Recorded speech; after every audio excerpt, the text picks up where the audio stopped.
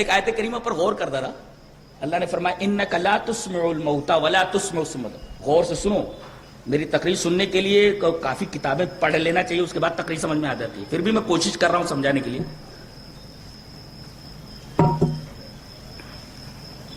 اللہ نے فرمایا تم مردوں کو نہیں سنا سکتے, یہ ٹھیک ہے. اس کے بعد کیا کہا گیا؟ ولا تسمع الصم الدعاء, تم بہروں کو نہیں سنا سکتے. میں سوچا کرتا تھا یہ ٹھیک ہے, انک لا تسمع الموتى, آپ مردوں کو نہیں سنا سکتے.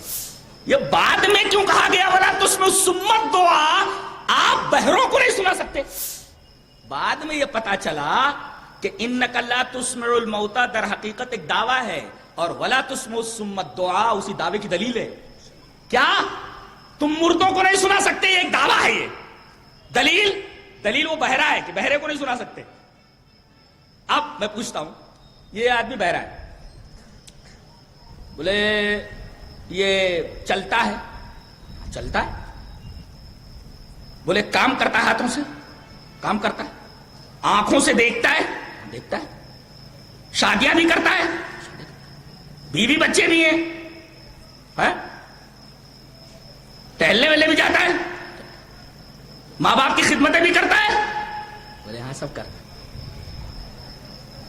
اب پوچھا جائے کہ یہ سن کیوں نہیں سکتا؟ سارے کام کر لیتا مگر سن نہیں سکتا. کیوں؟ اس لیے کہ میں نے اس کے کان لے لیے, اس کے کان لے لیے. اللہ فرمائے رہا کان لے لوں تو نہیں سنا سکتے, پوری جان لے لوں تو کیسے سناؤ گے؟ مردے کا تو سب کچھ ختم ہو گیا نا. نہیں سمجھ میں, نہیں سمجھ میں. انک لا تسمع الموتى, کم سے کم بہرے کے پاس کان کے علاوہ سب کچھ ہے, یہاں تو کچھ بھی نہیں ہے, کچھ بھی نہیں. اور اگر ہے بھی تو اس قصے کی طرح ہے. ایک بوڑھے حضرت مر گئے تھے, اور بوڑھے جب مر جاتے ہیں, بہویں بھی اگر اللہ کی نیک بندی نہیں ہے تو بوجھ سمجھتی ہے. بڈھا ٹیں ٹیں کرتا رہتا ہے, کب دفان ہو, کب گھر کا وہ مقام و پلیس خالی ہو.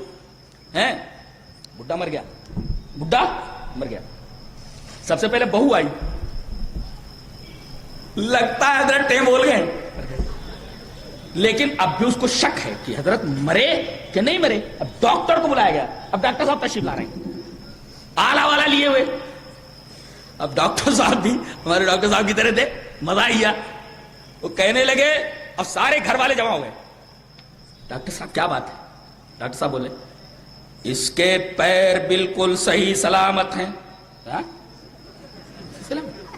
اس کے ہاتھ بھی بالکل ویسے کے ویسے ہیں, اس کی آنکھیں بھی ویسی کی ویسی ہیں, اس کی پوری باڈی ویسی کی ویسی. بہو جل کر کے بولتی ہے ارے ڈاکٹر صاحب جب سب کچھ ویسا ہے تو کیا ہو کیا گیا؟ کہا تھوڑی سی جان نکل گئی ہے. ارے تھوڑی سی جان نکل گئی, وہی تو اصل تھی. تھوڑی سی جان نکل گئی, ارے تھوڑی سی جان نہیں, وہی تو اصل تھی. وہ جب تک تھی تب تک پیر حرکت میں تھا, وہ جب تک تھی تب تک ہاتھ حرکت میں تھا, وہ جب تک تھی تب تک آدمی کھاتا پیتا تھا, شادی بیاہ کرتا تھا. اس کے نکلنے کے بعد کچھ نہیں رہ گیا. آ گیا کان لے لوں, بکے ساری چیزیں, کان لے لوں تو نہیں سنا سکتے, پوری جان لے لوں تو کیسے سناؤ گے؟ انک لا تسمع الموتى ولا تسمع الصم الدعاء اذا ولوا مدبرین. تم مردوں کو نہیں سنا سکتے, دلیل یہ ہے تم بہروں کو نہیں سنا. آپ دیکھو اللہ نے فرمایا والذین تدعون من دونه ما يملكون من قطمیر ان تدعوهم لا يسمعوا دعاءكم ولو سمعوا ما استجابوا لكم ويوم القيامة يكفرون بشرككم ولا ينبئك مثل خبير. شرک لایا گیا ہے, استدلال یہی کرنا تھا, استدلال یہی کرنا تھا کہ یہ لوگ قطمیر کے بھی مالک نہیں ہیں. What is the meaning of قطمیر؟